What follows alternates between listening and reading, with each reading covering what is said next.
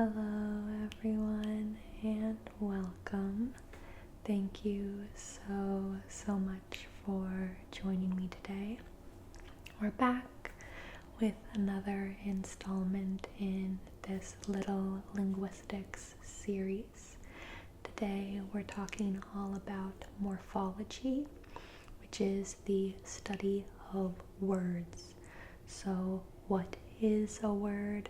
What kind of words are there, and how do we dissect a word into its composite parts? This will be a two-part video, so stay tuned for part 2 later, just because there's a lot to talk about on this topic. So today we'll start with the introduction to what morphology is and how linguists use it. And I very rarely do call to actions, but it would mean so much to me if you would consider subscribing to this channel if you like these kind of linguistic videos. If we could hit 10,000 subscribers by the end of the year, that would be incredible. So please consider subscribing, and let's get straight to our topic of the day. As stated, today we are looking at morphology. This is the study of the form or structure of words as opposed to necessarily word meaning. So today we'll be looking at different kinds of words and how different morphemes come together to create more complex words. But to start things off, let's ask ourselves, what is a word? Is it just a word in a dictionary where we'd get a stem with all of its forms? Is it a singular word form? Is the word walked different than the word walk? Or, as many people might think of it, is it just whatever we find between blank spaces? Now, this last one works in many ways for English, but what about languages that don't have blank spaces, like Thai, where the words run together in written language? What about languages that don't have a written language at all, that are purely spoken? How do we differentiate between words when speech is continuous?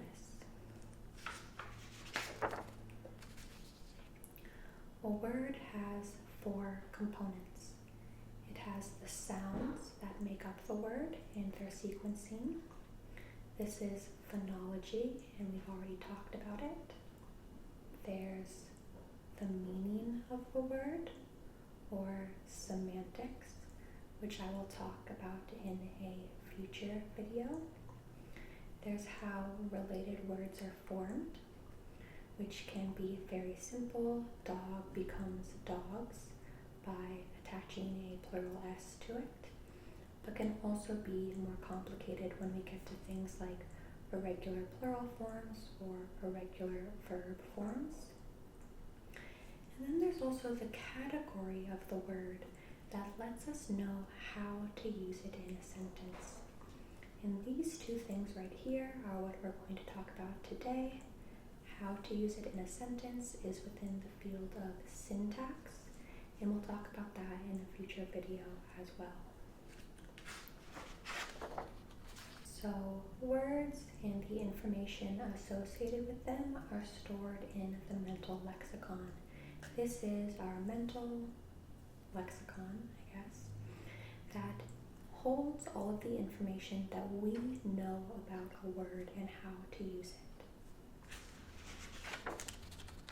It's important to note that a mental lexicon and a dictionary are not the same thing. For example, in a dictionary you might find information about a word's history or etymology. You might find citations about who has used the word previously, and you would find spelling information. However, Your mental lexicon does not include this kind of information. You do not need to know that a word is from Greek or Latin or German in order to be able to use it in a sentence. And you definitely don't need to know how to spell a word in order to be able to use it. Just ask me and the word definitely, and you will definitely know that you can use a word in spoken language and have no clue how to spell it.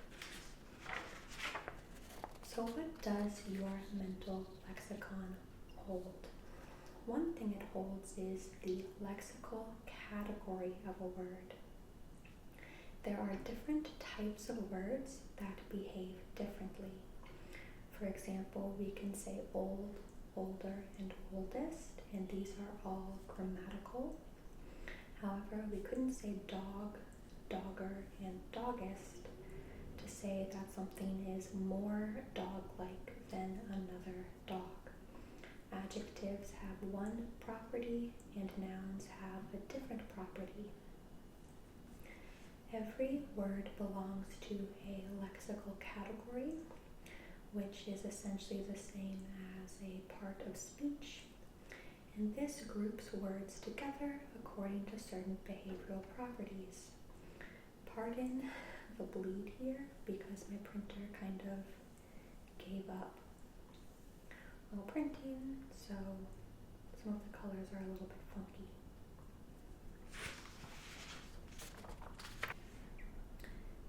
There are several different lexical categories in English.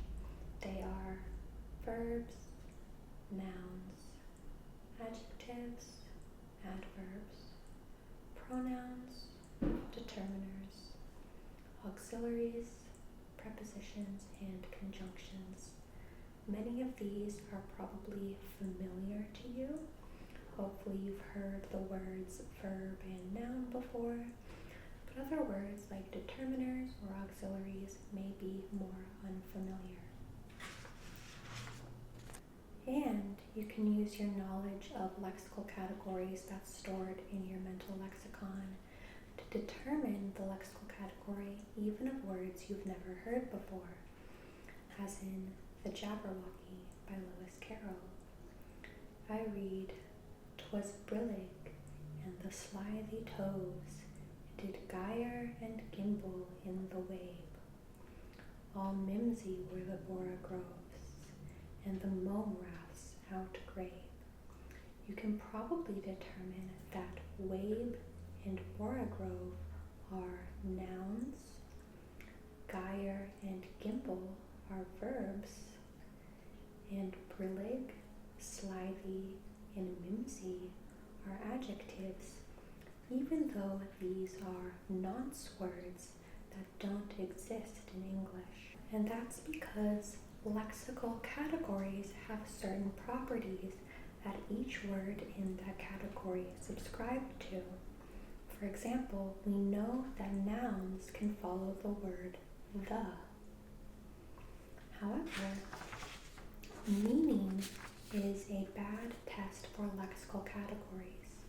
If you are familiar with Schoolhouse Rock, you'll probably have heard things like a noun is a person, place, or thing. However, abstract nouns like happiness are a noun, but not any of those things. Same with a verb is an action word. Destruction is a noun, even though it describes an action. And words like know are or understand are verbs, but not actions.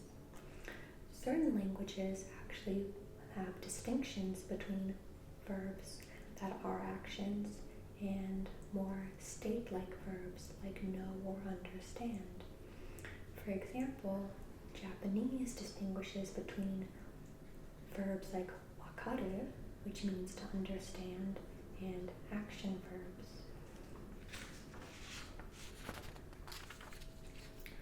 So if we're not using meaning to determine what lexical category a word is, then how do we know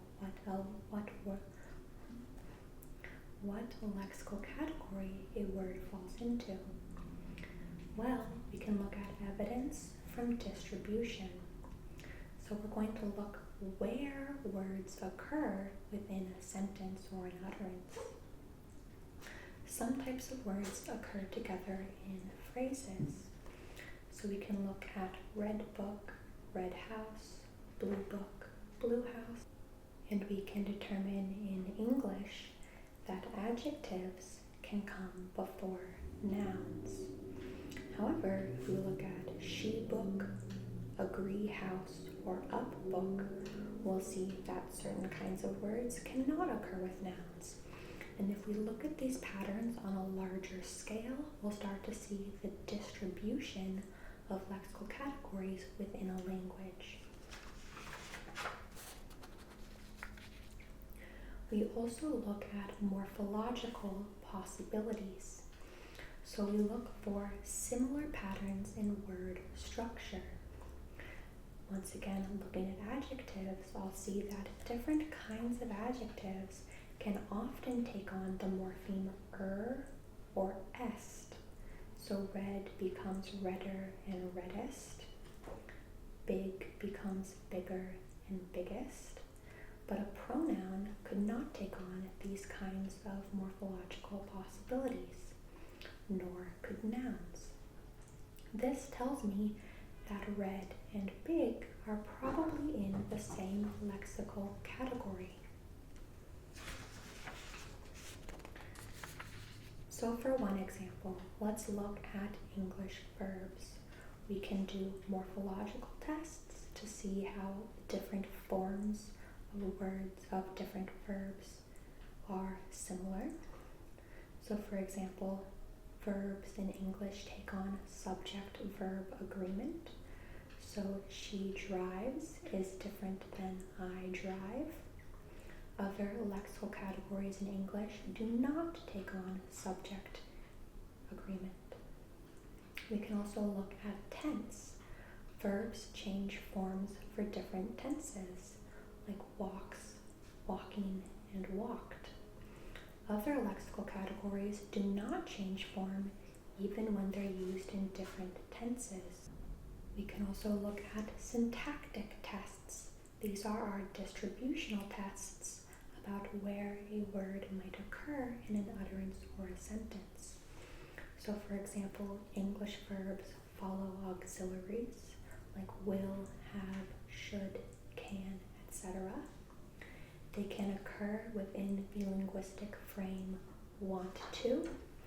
So I can say want to and follow it by a verb, whereas I can't do that with other lexical categories. For example, I can say want to drive, want to dance, but I couldn't say want to big or want to house, for example. It can take arguments, so that means that there is a subject and an object of a verb. And we can also look at word order. So transitive verbs follow the subject and precede the object. I can say the man, which is the subject, the glass, which is the object, and put all different kinds of verbs in here. The man dropped the glass. The man tipped the glass. The man broke the glass. And intransitive verbs follow subjects but do not need an object. So things like the man sleeps, the man walks, the man goes require a subject but not an object. And we'll look at these different kinds of tests and see that words within the lexical category of verbs all act similarly when applied to different tests. We can do the same thing for different lexical categories. So English nouns have the morphological properties of being marked by the plural S, and they can also be marked by the possessive S. So there are books, and the book's cover is red. Syntactically, we see that nouns can be preceded by modifiers such as determiners. I can say the book, a book, adjectives, numbers, or possessives. And syntactically, they can serve multiple functions within a sentence. They could be the subject of the sentence, the object of the sentence, or the object of a prepositional phrase, as is the case with things like in the woods or on the table. Woods and table serve as the object of that prepositional phrase.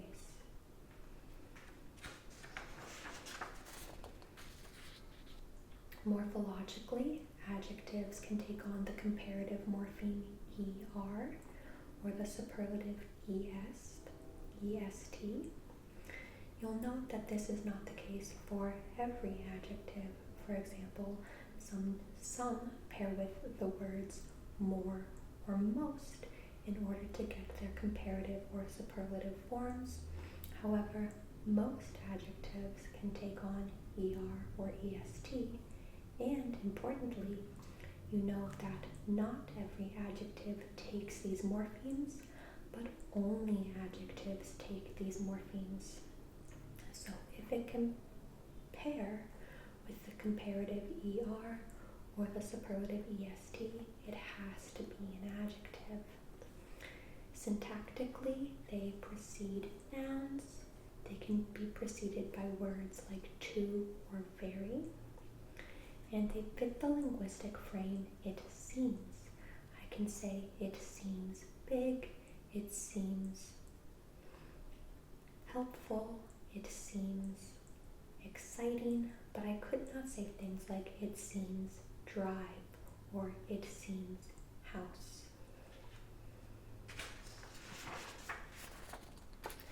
Adverbs are kind of a waste bucket category. Many adverbs are derived from adjectives by adding the morpheme ly. So glad becomes gladly, huge becomes hugely, and quick becomes quickly. Syntactically, they may immediately precede or follow a verb. So you might say they quickly ran, but you could also say they ran quickly. They can start or end a sentence, and they also provide information about time or place. So words like then, yesterday, here, and there can act as adverbs.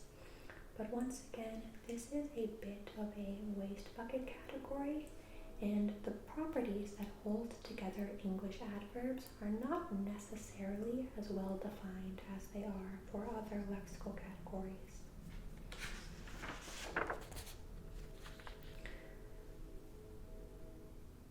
Descriptively, pronouns have a couple different properties. Morphologically, they are a closed class with a limited number of words, and they change form depending on whether they serve as a subject or an object. In English, pronouns are the only kind of word that does this. I say, I saw her, and she saw me, where her and she are the same pronoun, taking on a different form depending on whether they're the subject or the object. However, if I said something like, I saw Lucy, and Lucy saw me, the word Lucy does not change form because it's not a pronoun, it is a noun. Syntactically, a pronoun substitutes for an entire noun phrase, so not just a single noun, but the entire noun phrase. So for example, I saw the man becomes I saw him, and I saw the tall man still becomes I saw him. You would never say I saw the tall him. And just like a noun, it can be the subject or object of a sentence or the object of a preposition.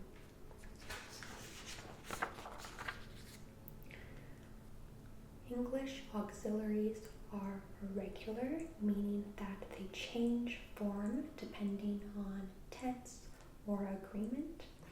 So things like can becomes could, will becomes would, may becomes must, etc. And once again, it's a closed class with a limited number of words. So things like be, have, will, should, or can are auxiliaries. You may also hear these called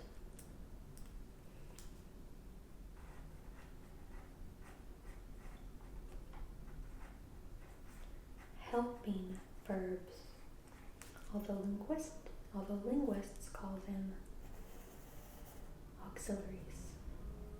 And syntactically, they always precede the main verb.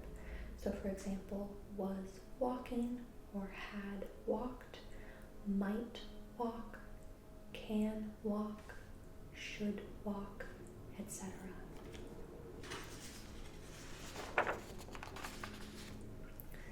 Prepositions are one of the only English word categories that never change form. So they do not change form irregularly, nor do they take prefixes or suffixes. Once again, they're a closed class with a limited number of words. Syntactically, they fit the frame blank the noun. So above the tree, on the tree, under the tree, over the tree, beneath the tree, etc. These are all examples of prepositions.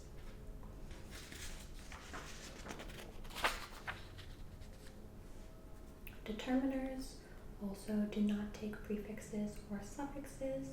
They're also a closed class, and we know that they syntactically precedes nouns or adjective nouns. The book, the big book. Sometimes these are also called articles. And finally, conjunctions are once again a closed class. They don't take prefixes or suffixes, and syntactically, they link two words or phrases of the same lexical type. So a noun and a noun, cream and sugar, eat and drink, red and blue. You could also say red or blue, or red, not blue, eat or drink, eat, not drink, etc. They always have to link two phrases of the same lexical type. You wouldn't say eat or sugar, red or drink. You'd say an adjective and an adjective, a verb or a verb, a noun or a noun, or an entire sentence and another full sentence. So you can look at these and think, okay, what are the underlined words and how do I know? So here we have I got 600 emails, and we know that English nouns can take on the plural s, so this is a noun. But then what about yesterday somebody emailed me 600 times? Well, it has a similar form, but it's behaving differently. Now we have this ed here. I know that this is part of the English past tense. Therefore, this is an example of a verb. We have the same form, the same morpheme that fulfills two different lexical categories depending on its distribution and how it behaves. That means we have one form of email, which is a noun, and another form, which is a verb. We can see similar things with words like beautifully and beautiful, where one is an adverb and one is an adjective, or beautifying herself, which is a verb. So words may fall into different lexical categories, although they share the same or similar forms. A lexical category can be either closed or open, and in English, the open classes are nouns, verbs, adjectives, and adverbs, whereas the closed classes are pronouns, determiners, conjunctions, and prepositions. What this means is that open classes have many members and can easily have new members added to them. For example, you can easily imagine inventing a new noun or a new verb. We do this all the time with words like Google or Riz, for example. However, closed classes are typically small, and it is very difficult to add new members to them. Occasionally we see new members added to closed classes. For example, the class of pronouns may have more pronouns added to it, albeit much more rarely than new nouns, verbs, or adjectives are added. And you can imagine how difficult it would be to create a new preposition. You'd have to have a whole new kind of place or time or something that something could be, and therefore things like determiners, conjunctions, prepositions, and also pronouns are added to very rarely. Adjectives and adverbs are in parentheses because often new adjectives and adverbs are invented from new verbs and nouns, but it is possible to invent new adjectives and adverbs as well. So these are some examples of how lexical categories work in English, but it's not the case for every language. So all languages have lexical categories, but not every language has the same lexical categories. As far as we know, all languages have nouns and verbs, and all languages have pronouns, but not every language may have things like determiners or conjunctions. And the kinds of words within those lexical categories may be very different than English. For example, French has both tu and vous, which both mean you, whereas English has only one word. Whereas Swahili has yeye, which is he, she, him, her, and it, whereas English has obviously different words that convey each of those concepts. Some languages have postpositions rather than prepositions. Some languages have something called adpositions, which behave very differently than English prepositions. And as stated, not every language has words or lexical categories such as determiners, conjunctions, or adjectives. Also, which classes are open or closed varies from language to language. So, a lexical category that may easily have new members added in English may be much more difficult to add members to in another language. This brings us to how we will dissect and uncover morphological structure, which will be covered in part 2. I have to go feed my cats before they get too angry, so I will see you in the next video. Good night.